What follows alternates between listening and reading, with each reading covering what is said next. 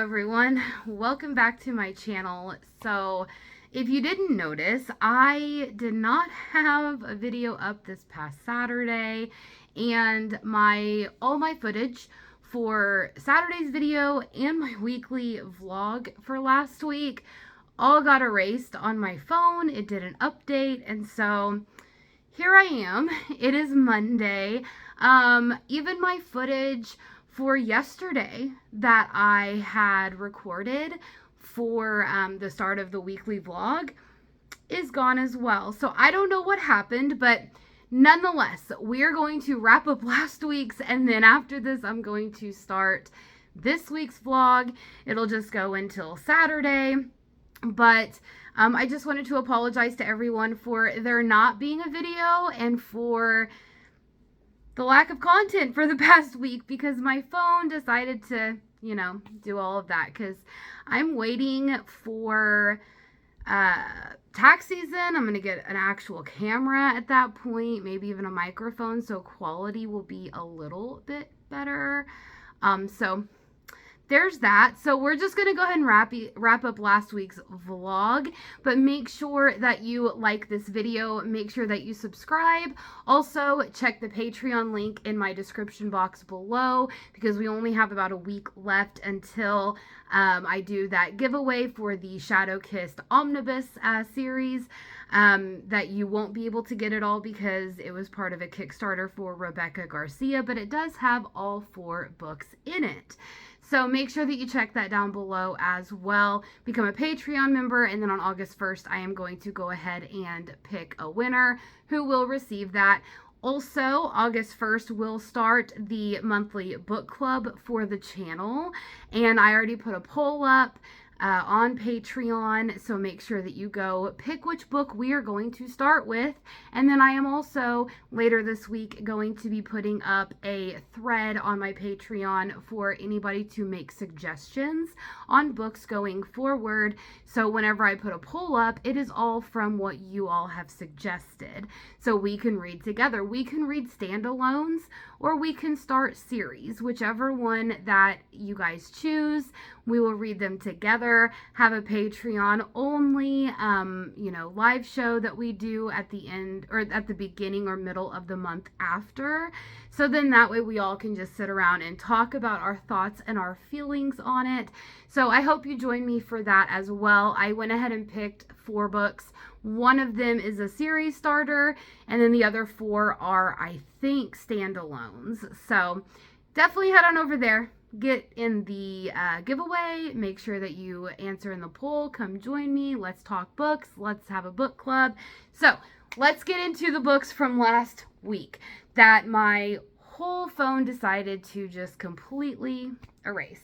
So I did finish Once More with Feeling, which I had started that at the beginning of the end of last vlog, the week before the last vlog.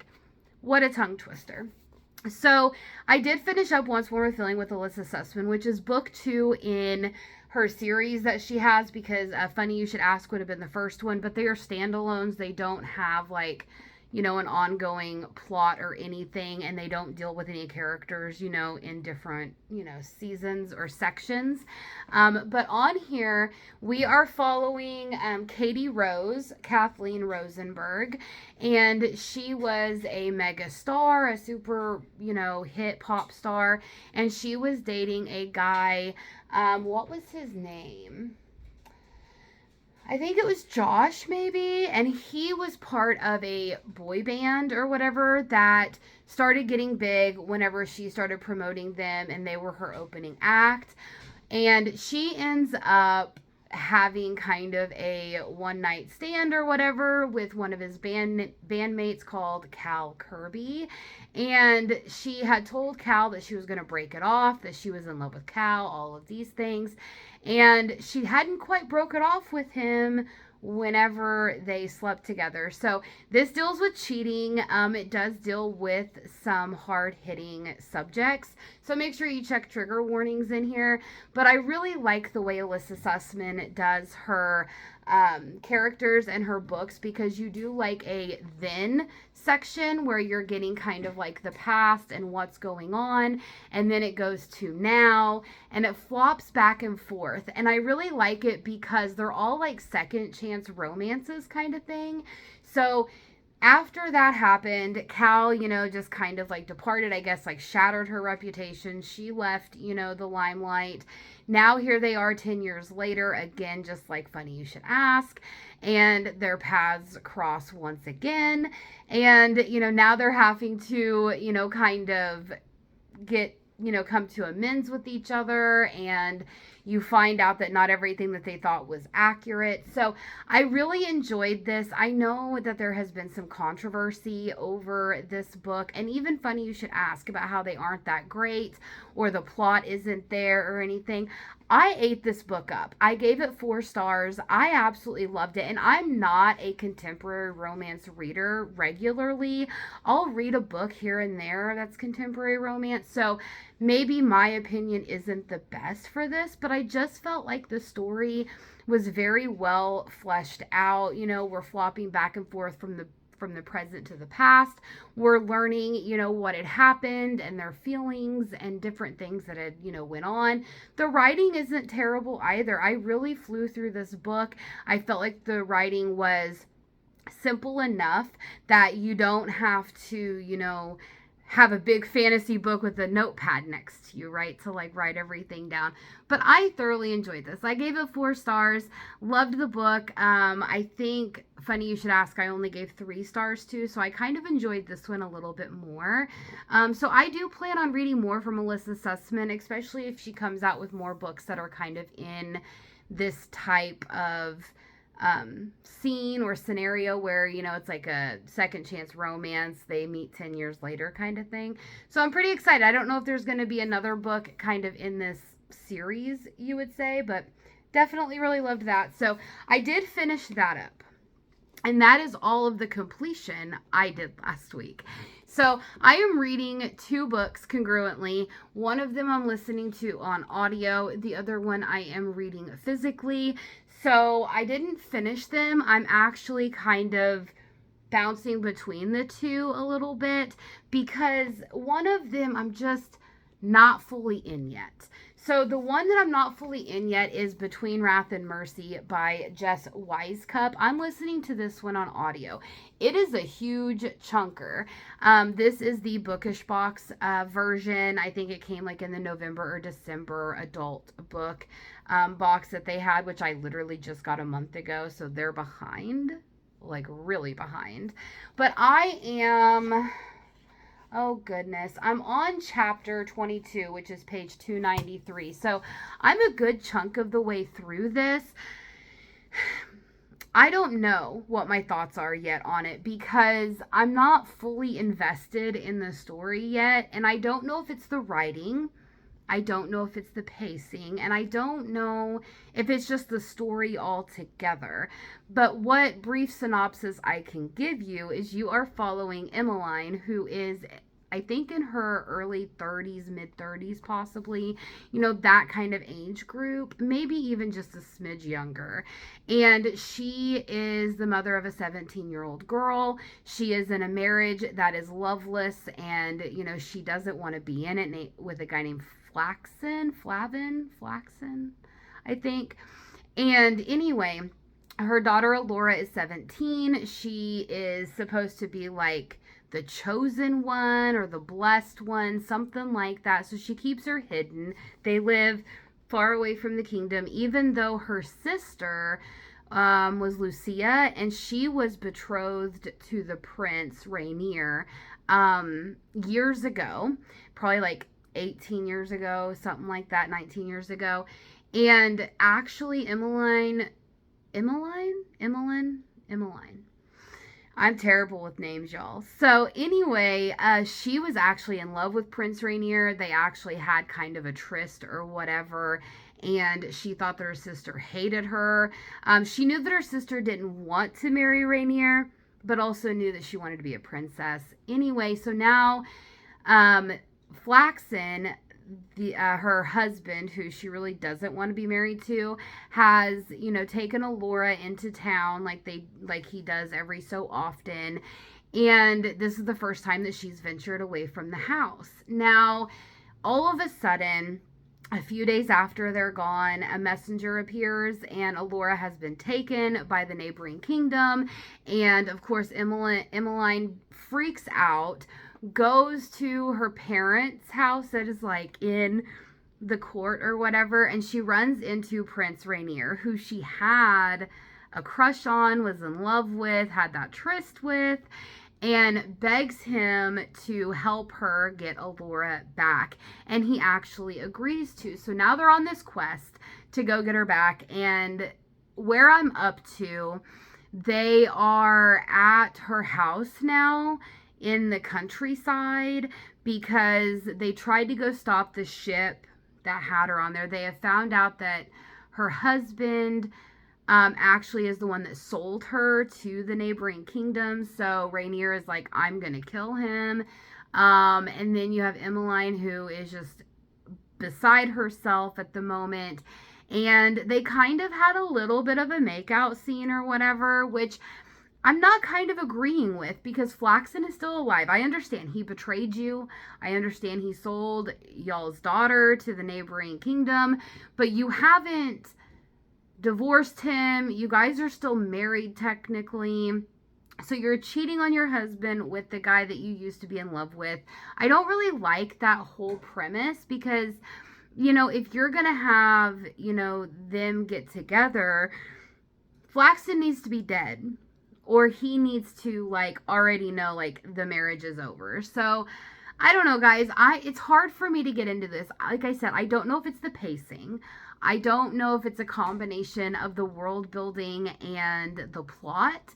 I don't know if it's just the book itself that I don't like. I mean, the writing is good. I feel like the author has really built up a world and a plot and fleshed out characters, but everything just seems one-dimensional to me right now.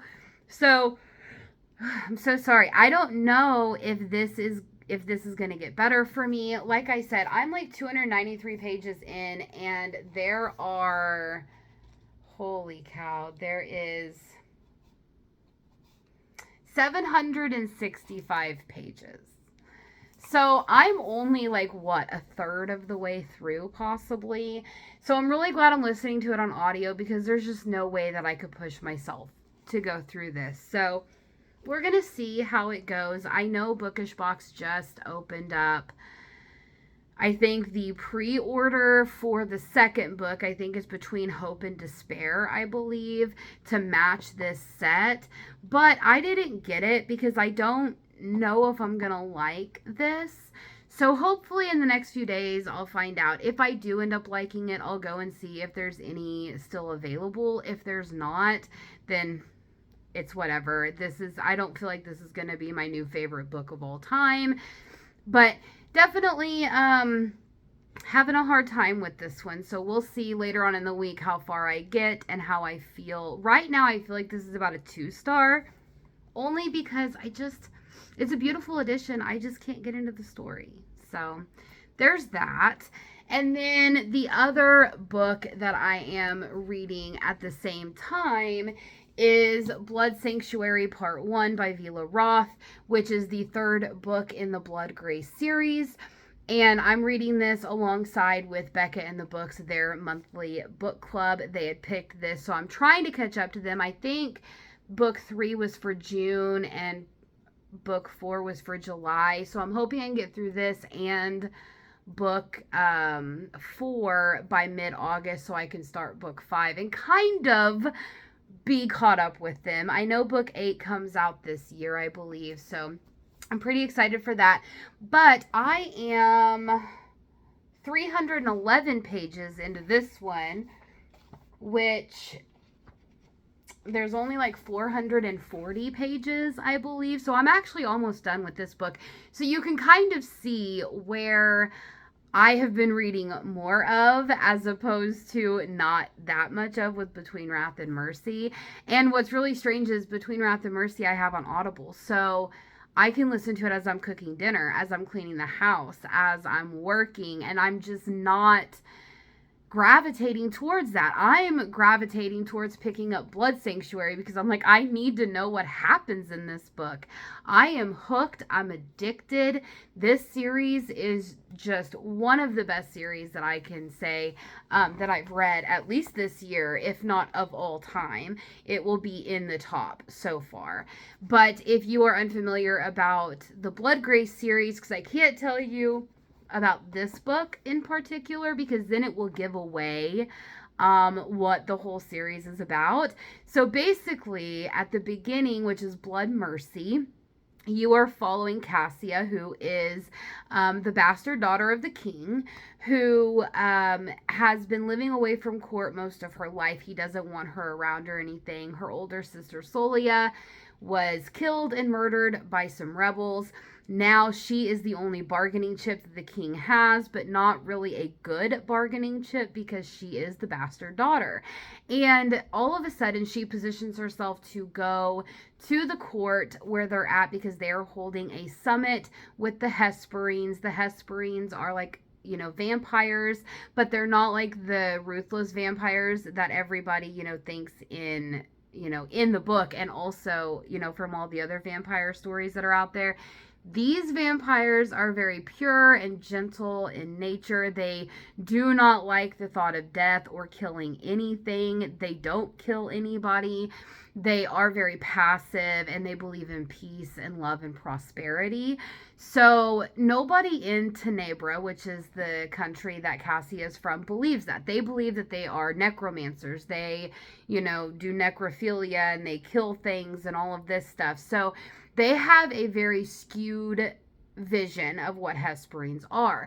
But centuries in the past, the king of Tenebra and the queen had made a deal or an oath with the Hesperines where it would still allow them to be in the Tenebra area to help people who have dying children or dead loved ones, to give them the mercy and such. So Cassia wants to meet a Hesperine, so she positions herself to be at the court at the same time, and she comes across Leo, who is the newest ambassador that they have.